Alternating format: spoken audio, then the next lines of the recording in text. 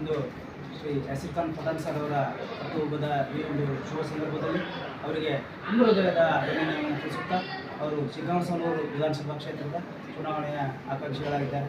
ಅವರು ಉತ್ತಮವಾದ ಒಂದು ಜನಸೇವೆಯನ್ನು ಕೂಡ ಮಾಡ್ತಿದ್ದಾರೆ. ಆ ನಿಟ್ಟಿನಲ್ಲಿ ಸರ್ಗೆ ಮತ್ತೊಮ್ಮೆ ತುಂಬ ಹೃದಯದ ಅಭಿನಂದನೆಗಳು ಹಾಗೂ ಜನ್ಮದಿನದ ಶುಭಾಶಯಗಳು ಸರ್. ಈ ಒಂದು ಸಂದರ್ಭದಲ್ಲಿ ಏನು ಹೇಳಕ್ಕೆ ಇವತ್ತು ಕಾಂಗ್ರೆಸ್ ಪಕ್ಷದ ಕಾರ್ಯಕರ್ತರು, ಮುಖಂಡರು ಹಾಗೂ ಈ ಶಿಗ್ಗಾಂವಸನೂರು ವಿಧಾನಸಭಾ ಕ್ಷೇತ್ರದ ಮಹಿಳಾ ಸಂಘಟಕರು ಬಹಳಷ್ಟು ಪಕ್ಷಾತೀತವಾಗಿ ಬಹಳಷ್ಟು ಜನ ಇವತ್ತು ನನಗೆ ಶುಭಾಶಯಗಳನ್ನು ಕೋರಿ ವೈಯಕ್ತಿಕವಾಗಿ ಭೇಟಿಗಿದ್ದಾರೆ. ಯಾವ ಋಣಾನುಬಂಧನೂ ಗೊತ್ತಿಲ್ಲ. ಈ ಕ್ಷೇತ್ರದ ಜನ ತೋರಿಸುವಂಥ ಪ್ರೀತಿಗೆ ನಾನು ಸದಾ ಚಿರಋಣಿಯಾಗಿರ್ತೇನೆ.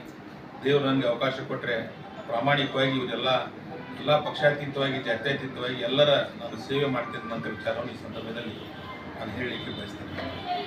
ನಾನು ಕೂಡ 2023ರಲ್ಲಿ ಕಾಂಗ್ರೆಸ್ ಪಕ್ಷದ ಅಭ್ಯರ್ಥಿಯಾಗಿ ಕೊನೆ ಗಳಿಗೆಯಲ್ಲಿ ನಾನು ಸ್ಪರ್ಧೆ ಮಾಡಿದ್ದೆ. ಈ ರಾಜ್ಯದ ಹಾಲಿ ಮುಖ್ಯಮಂತ್ರಿಗಳ ವಿರುದ್ಧ ನನಗೆ 65,000 ಮತಗಳನ್ನು ಹಾಕಿದಂಥ ಶಿಗ್ಗಾಂವಸನೂರು ವಿಧಾನಸಭಾ ಕ್ಷೇತ್ರದ ಜನರ ಸೇವೆಗೆ ನಾನು ಸದಾ ಸಿದ್ಧನಾಗಿ ಕರ್ನಾಟಕ ರಾಜ್ಯದಲ್ಲಿ ನಾನು ಸೋತಿರ್ಬೋದು. 136 ಸ್ಥಾನಗಳನ್ನು ಗೆದ್ದು ಕಾಂಗ್ರೆಸ್ ಪಕ್ಷದ ಸರ್ಕಾರ ಇವತ್ತು ನಮ್ಮ ರಾಜ್ಯದಲ್ಲಿ ಅಧಿಕಾರದಲ್ಲಿದೆ. ಬಸವಣ್ಣನವರು ಏನು ಕಲ್ಪನೆ, ರಾಮರಾಜ್ಯದ ಕಲ್ಪನೆಯನ್ನು ಏನು ಕಂಡಿದ್ರು, ಆ ರಾಮರಾಜ್ಯದ ಕಲ್ಪನೆಯನ್ನು ನಮ್ಮ ನೆಚ್ಚಿನ ಮುಖ್ಯಮಂತ್ರಿಗಳಾದಂಥ ಸನ್ಮಾನ್ಯ ಸಿದ್ದರಾಮಯ್ಯ ಸಾಹೇಬರು ನೆರವೇರಿಸಿದ್ದಾರೆ. ಈ ರಾಜ್ಯದ 6 ಕೋಟಿ ಕನ್ನಡಿಗರಿಗೆ ಮತ್ತು ಎಲ್ಲರಿಗೂ ಜಾತ್ಯತೀತವಾಗಿ, ಪಕ್ಷಾತೀತವಾಗಿ, ಸಮಾನವಾಗಿ 5 ಗ್ಯಾರಂಟಿ ಯೋಜನೆಗಳನ್ನು ಕೊಟ್ಟು ಎಲ್ಲ ಬಡವರಿಗೆ ಪ್ರೀತಿಗೆ ಪಾತ್ರರಾಗಿದ್ದಾರೆ.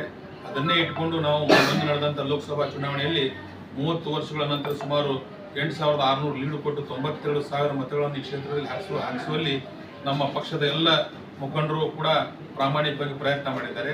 ಅದೇ ರೀತಿ ಮುಂಬರುವ ಈ ಶಿಗ್ಗಾಂವ್ ಉಪಚುನಾವಣೆಯಲ್ಲಿ ಕಾಂಗ್ರೆಸ್ ಪಕ್ಷ ನನಗೆ ಅಭ್ಯರ್ಥಿಯಾಗಿ ಅವಕಾಶ ಕೊಡ್ತಿತ್ತು ಅಂತೇಳಿ ಸಂಪೂರ್ಣ ವಿಶ್ವಾಸ ಇದೆ. ನನಗೆ ಅವಕಾಶ ಕೊಟ್ಟರೆ ಈ ಕ್ಷೇತ್ರದಲ್ಲಿ ನಾನು ಸಂಪೂರ್ಣವಾಗಿ ಹೇಗೆ ನಮ್ಮ ಸರ್ಕಾರ ಪಕ್ಷಾತೀತವಾಗಿ, ಜಾತ್ಯತೀತವಾಗಿ ಜನರ ಸೇವೆ ಮಾಡ್ತಾ ಇದೆಯೋ ಅದೇ ರೀತಿ ಈ ಕ್ಷೇತ್ರದಲ್ಲಿ ನಾನು ಪಕ್ಷಾತೀತವಾಗಿ, ಜಾತ್ಯತೀತವಾಗಿ ಎಲ್ಲ ಸಮಾಜದವರ ಸೇವೆಯನ್ನು ನಾನು ರಾತ್ರಿ ಹಗಲಿರುಳು ಮಾಡ್ತೇನೆ ಅಂತೇಳಿ ಈ ಸಂದರ್ಭದಲ್ಲಿ ನಾನು ಹೇಳಿ ಬಯಸ್ತೇನೆ.